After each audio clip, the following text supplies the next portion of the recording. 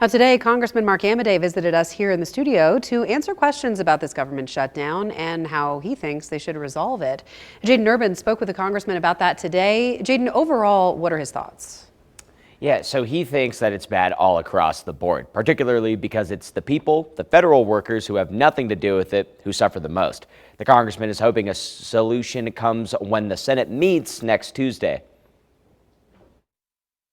The government shutdown continues and will until next week. Some politicians in the Silver State think it's bad news for everyone. It's just an incredibly unsettling thing to do, and there's no history to support that it ever produced good results for either side. Congressman Mark Amodei stopped by our studio to talk with us about it. There are more than 22,000 federal workers in Nevada, not including federal contractors.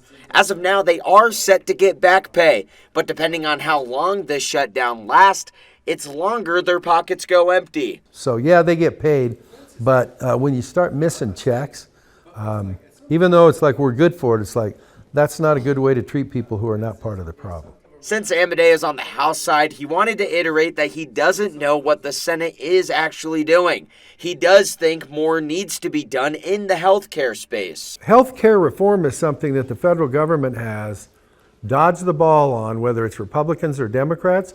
And it's like, okay, if you're worried about affordability, then instead of just saying, keep subsidizing this stuff, let's get together and talk about what the true drivers of cost are. Instead of, well, we got a shutdown here, we're going to see who blinks first. I don't think that solves anything.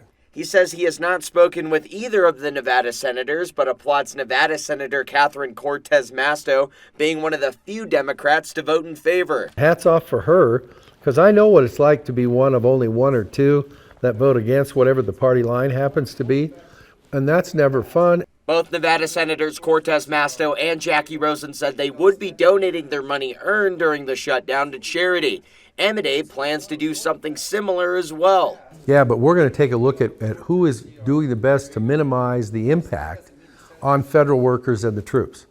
So maybe that's the food bank, maybe that's if the National Guard's got something. So we're in the process of looking at all that. We've got till the end of the month to figure that out. Amodei says his office continues to field calls since the shutdown began. Calls from people who are scared and confused about how the shutdown may affect them. Covering the story, Jaden Urban, 2 News Nevada.